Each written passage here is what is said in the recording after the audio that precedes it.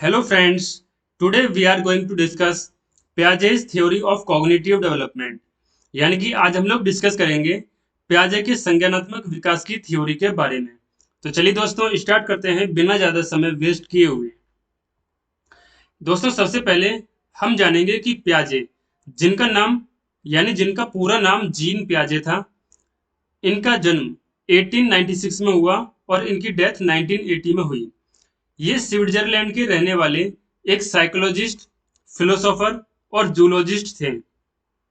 अब दोस्तों बात करते हैं कि पियाजे ने कॉग्निटिव डेवलपमेंट की एक थ्योरी दी है। तो जान लेते हैं आखिर कॉग्निटिव का मतलब क्या होता है और इस थ्योरी के माध्यम से पियाजे हमें क्या समझाना चाहते हैं। दोस्तों जब हम बात करते हैं कॉग्निटिव डेवलपमेंट, इसका मतलब होता है कि किसी बच्चे का संज्ञानात्मक विकास, यानी कि अगर किसी बच्चे की मेंटल एबिलिटी, रीजनिंग पावर यानी कि तर्क वितर्क करने की शक्ति, किसी चीज को समझने की शक्ति अगर मेंटल एबिलिटी में इंक्रीज हो रहा है, डेवलपमेंट हो रहा है, तो उसको हम बोलते हैं कॉग्निटिव डेवलपमेंट।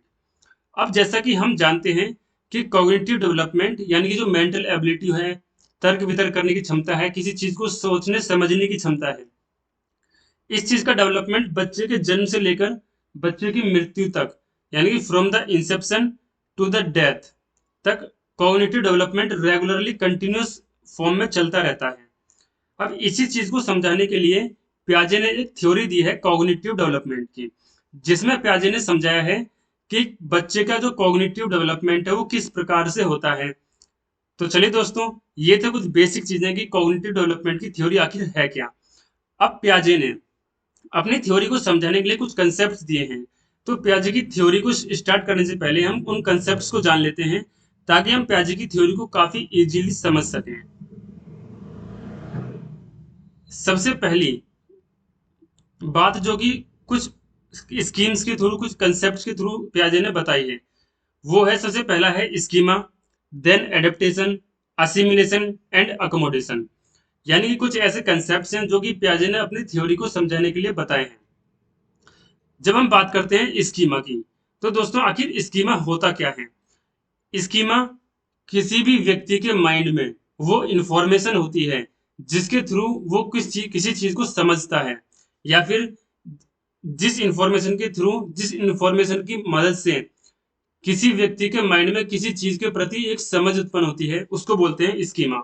जैसे कि मान लीजिए मैंने आपसे एक वर्ड बोला कंप्यूटर, तो आपके माइंड में कंप्यूटर की इमेज एंड कंप्यूटर से रिलेटेड कुछ इंफॉर्मेशन आई।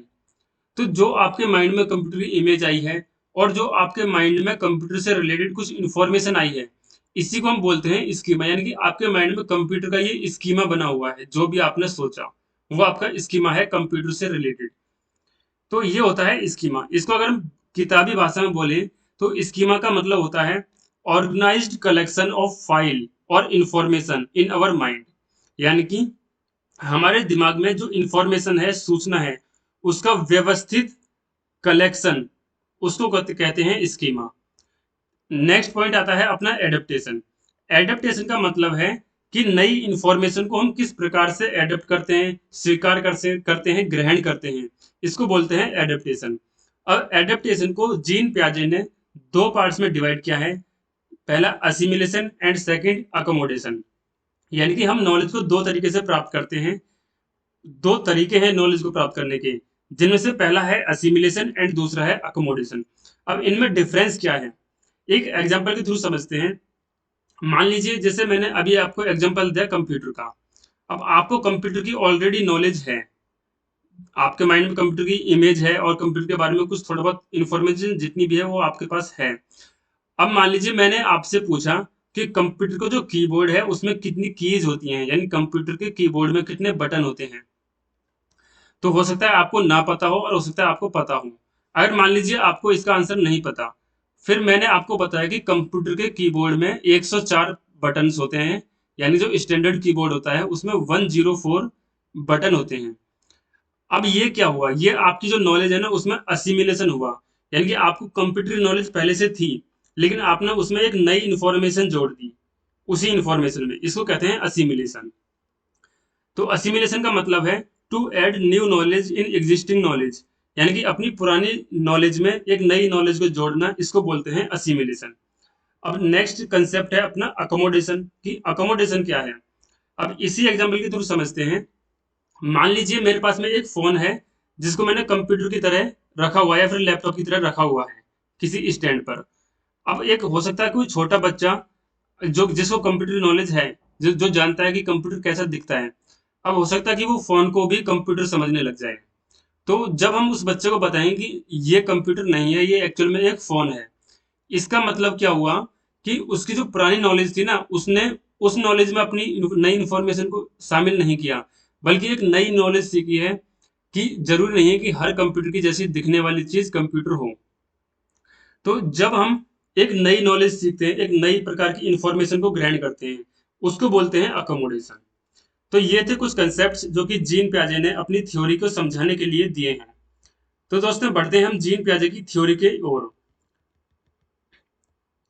जीन पियाजे ने अपनी कॉग्निटिव डेवलपमेंट की थ्योरी में बच्चे के कॉग्निटिव डेवलपमेंट को समझाते हुए कॉग्निटिव डेवलपमेंट की थ्योरी को 4 चरणों में विभाजित किया है, जिनमें की पहली स्टेज है sensory motor stage, second preparational pre operational stage, third concrete operational stage and fourth है फॉर्मल ऑपरेशनल स्टेज। तो इन चारों स्टेजेस को हम काफी अच्छी डिटेल में अभी जानने वाले हैं कि किस स्टेज में पियाजे ने क्या बातें कही हैं। बढ़ते हैं अपनी पहली स्टेज की ओर, जो कि है सेंसरी मोटर स्टेज।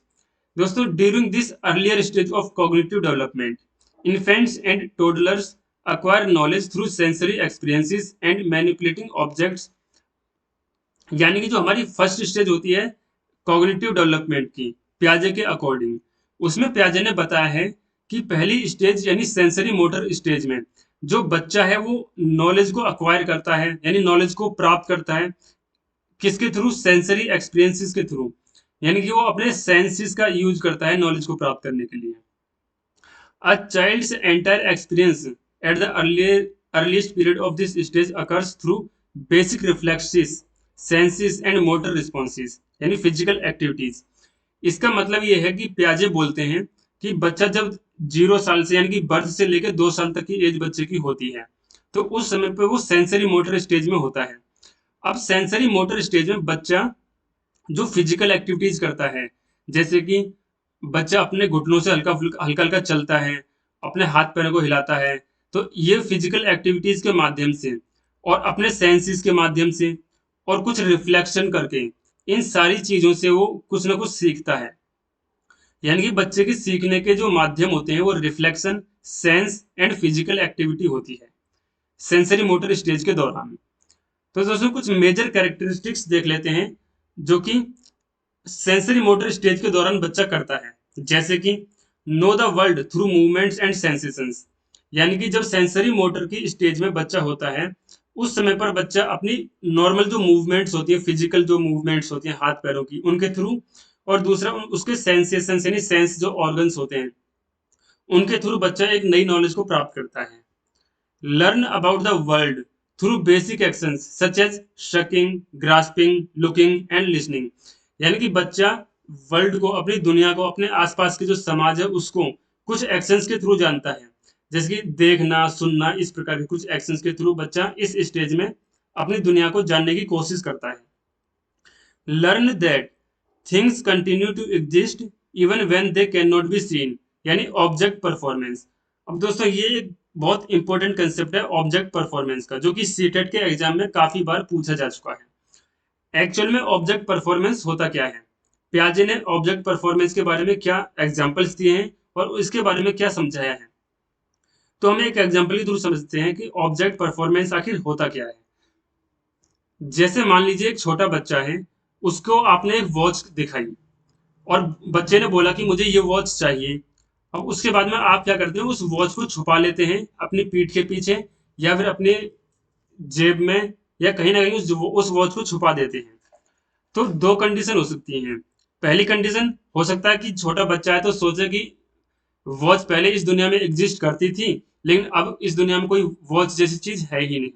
और एक कंडीशन हो सकती है कि बच्चे को पता हो कि जो वॉच तुमने मतलब जो वॉच उसने देखी थी वो आप छुपा चुके हो, वो आप छुपा चुके हो और वो कहीं ना कहीं एग्जिस्ट करती है। तो इस प्रकार की दो कंडीशन हो सकती हैं। तो इनमें से जो वह कंडीशन है जिसमें बच्चे को पता होता है कि वॉच कहीं ना कहीं पर है, अब वो आपकी जेब में हो या आपकी आपने किसी अलमारी में रख दी, कहीं भी हो, लेकिन बच्चे को पता है कि वॉच कहीं ना कहीं आपने छुपाई है। तो बच्चे को जब इस चीज की जानकारी होती है ना, उसको कहते हैं ऑब्जेक्ट परफॉर्मेंस। जैसे कि इसको एक और एग्जांपल के थ्रू समझते हैं। मान लीजिए आपको देखकर बच्चा हंस रहा है, खेल रहा है, और आप अचानक से किसी पर्दे के पीछे छुप जाते हैं। तो बच्चा अचानक से चुप हो जाता है, उसको लगता है कि आप अब हो ही नहीं इस दुनिया में। और एक कंडीशन ये होती है कि बच्चे को पता होता है कि आप पर्दे के पीछे छुप गए हो और बच्चा पर्दे को हटाने की कोशिश करता है। तो जब बच्चे को पता है कि आप पर्दे के पीछे हो और पर्दे को हटाकर आपको देखने की कोशिश करता है, तो इस सिचुएशन को बोलते हैं ऑब्जेक्ट परफॉर्मेंस, यानी कि बच्चे को ऑब्जेक्ट की नॉलेज है। तो सेंसरी मोटर स्टेज में बच्चे को ऑब्जेक्ट परफॉर्मेंस की भी नॉलेज हो जाती है। इस नॉलेज की स्टार्टिंग होती है जब बच्चा 7 मंथ्स का होता है, यानी कि 7 महीने की एज से बच्चे को ऑब्जेक्ट परफॉर्मेंस आने लग जाता है उसके माइंड में। देन आता है realize that they are separate beings from the people and objects around them. यानी कि सेंसरी मोटर स्टेज वो स्टेज होती है जिस समय पर बच्चा ये समझने लगता है कि हम एक्चुअल में बाकी चीजों से अलग हैं, यानी कि हम बाकी चीजों में शामिल नहीं हैं। जैसे कि एक अगर दूसरा व्यक्ति है तो वो अलग है और हम अलग हैं, वो अपने आप को सेपरेट यानी अलग समझने लग जाता है। इसके बाद में आता है realize that their actions can cause things to happen in the world around them. यानी कि इसमें प्याजे ने ये बताया है कि जो बच्चे के एक्शंस हैं वो इस वर्ल्ड में कुछ एक्शंस को होने के कारण भी हो सकते हैं। जैसे कि जब बच्चा अपने खिलौने में धक्का मारता है तो उसका खिलौना एक जगह से दूसरी जगह चला जाता है। तो इस चीज से बच्चा समझता है कि अगर मैं किसी चीज को धक्का मारूंगा, यानी कि मेरे जो एक्शंस है, बच्चे के जो एक्शंस हैं, वो इस वर्ल्ड में कुछ ना कुछ चेंजेस ला सकते हैं। लास्ट, ही अंडरस्टैंड सिंबॉलिक लैंग्वेज। यानी कि ये वो स्टेज होती है सेंसरी मोटर स्टेज, बर्थ से लेके 2 साल तक की एज तक, जिसमें कि बच्चा सिंबॉलिक लैंग्वेज सीखता है, समझने लग जाता है। जैसे कि हम अगर किसी बच्चे को हाथ के इशारे से अपने पास बुलाते हैं तो अपने पास आ जाता है। अगर हम किसी बच्चे को दूर भेजते हैं, सिर्फ हाथ के इशारे से कुछ नहीं बोलते, तो वो दूर जाने लग जाता है। तो इस प्रकार से बच्चा सिंबॉलिक लैंग्वेज को समझने लगता है सेंसरी मोटर स्टेज में। तो दोस्तों इससे नेक्स्ट स्टेज है सेकंड स्टेज, जिस जो कि है प्री ऑपरेशनल स्टेज। इसमें बच्चा 2 साल की उम्र से 7 साल की उम्र तक रहता है। अब इस स्टेज में प्याजे ने क्या बोला है, the foundations of language development may have been laid during the previous stage, but the emergence of language is one of the major hallmark of the pre-operational stage of development। यानी कि pre operational stage of development में प्याजे ये बताते हैं कि जब बच्चा 2 साल से 7 साल तक की एज का होता है, तो उस समय पर उसकी जो लैंग्वेज डेवलपमेंट है ना, जो एक्चुअल लैंग्वेज डेवलपमेंट है, वो 2 साल से 7 साल तक की एज तक होता है। यानी कि इससे पहले हो सकता है बच्चा एक आध शब्द बोलना सीख जाए, लेकिन जो एक्चुअल लैंग्वेज डेवलपमेंट होता है वो प्री ऑपरेशनल स्टेज के दौरान ही होता है।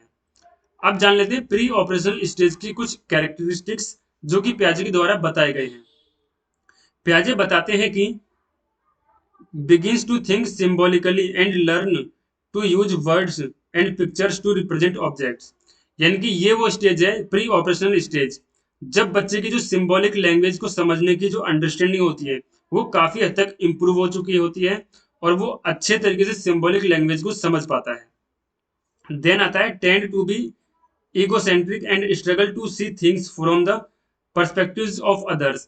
यानी कि प्री ऑपरेशनल स्टेज 2 साल से 7 साल तक की एज में ये वो स्टेज होती है जब बच्चा किसी भी चीज को दूसरे के पॉइंट ऑफ व्यू से नहीं देख पाता और बल्कि दूसरे के पॉइंट ऑफ व्यू से देखने की कोशिश करता है। जैसे मान लीजिए अगर हम किसी बच्चे से कोई खिलौना छीनने की कोशिश करते हैं, तो वो बच्चा क्या है, और हम कहते हैं कि अभी खाना खाने का समय है तो आप खाना खा लीजिए, लेकिन वो बच्चा नहीं समझेगा उस चीज को।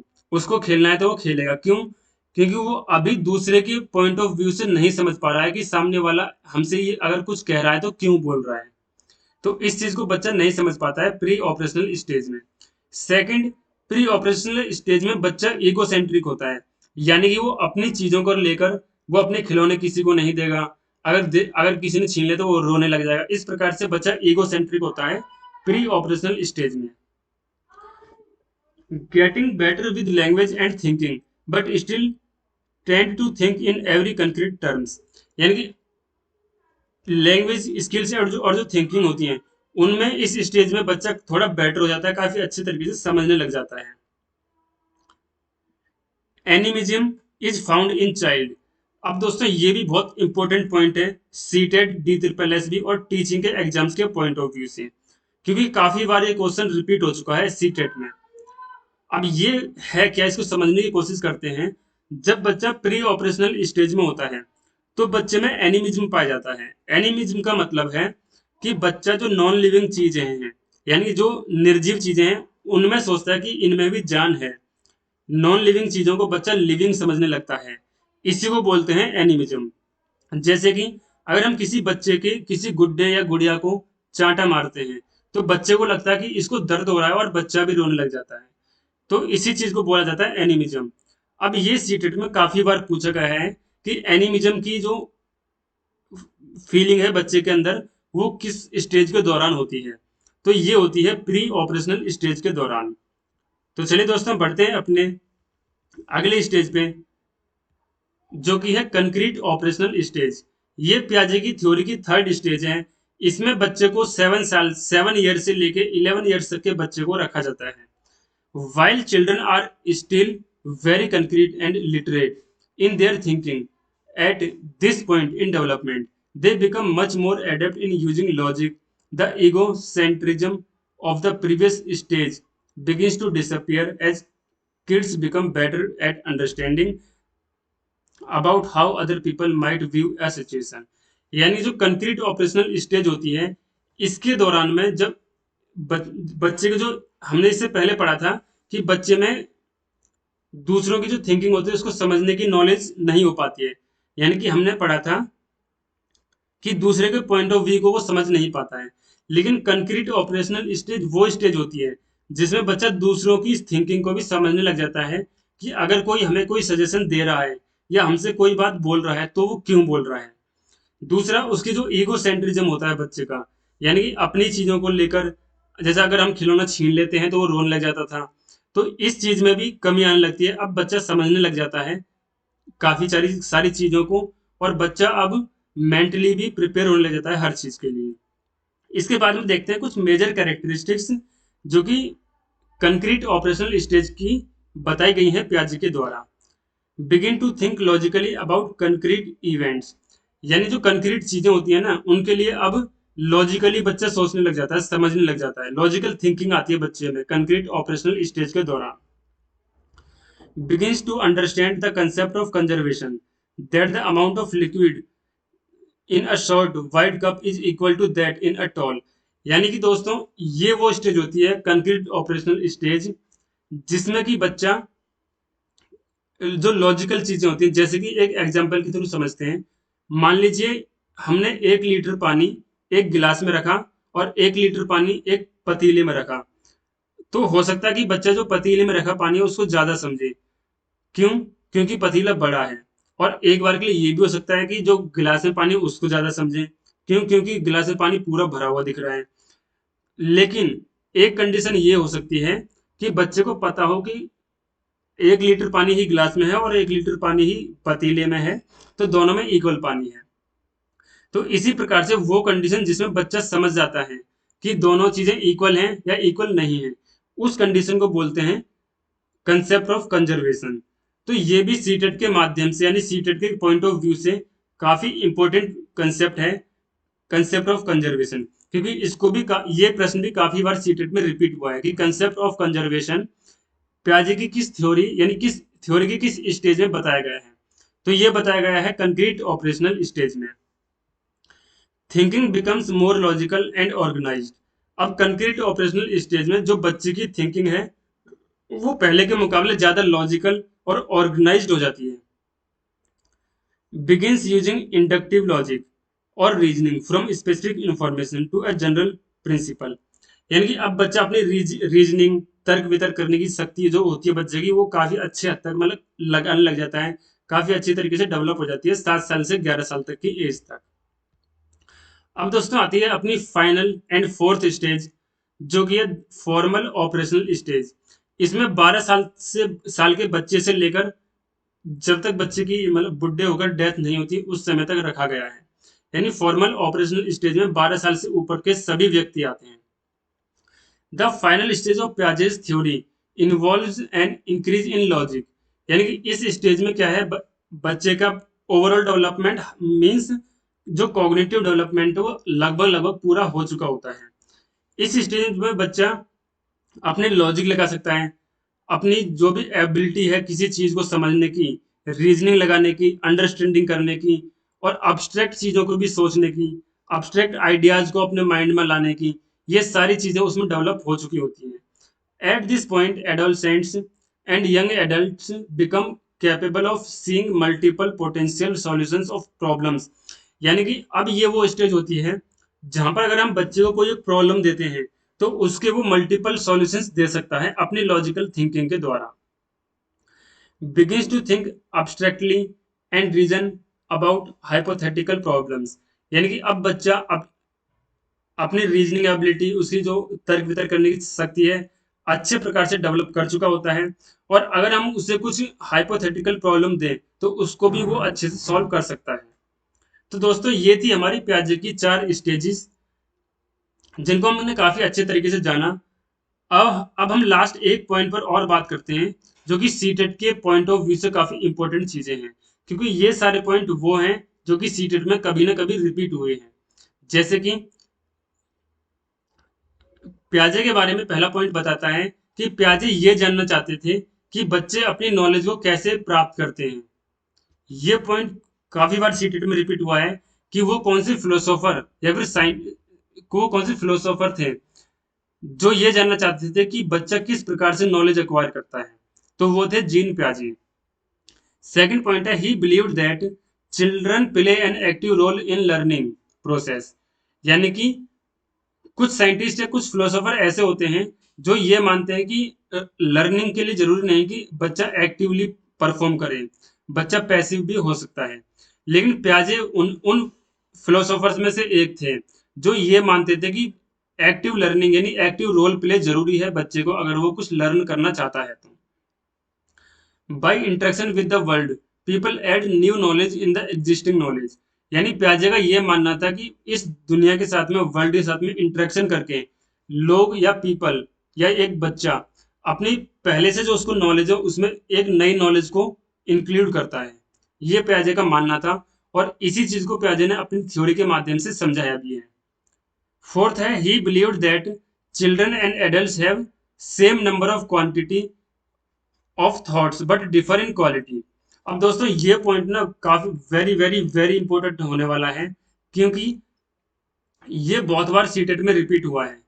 अब इस पॉइंट में क्या बताया गया है कि प्याजे ने ये बताया कि जो छोटे बच्चे होते हैं और एक बड़ा बच्चा यानी एडल्ट होता है, इन दोनों की जो सोचने की क्षमता होती है, उस सोचने की जो क्वांटिटी होती है ना वो बराबर होती है। यानी कि अगर कोई बड़ा बच्चा 1 सेकंड में 100 चीजें सोच रहा है तो एक छोटा बच्चा भी 1 सेकंड में 100 चीजें ही सोचता है।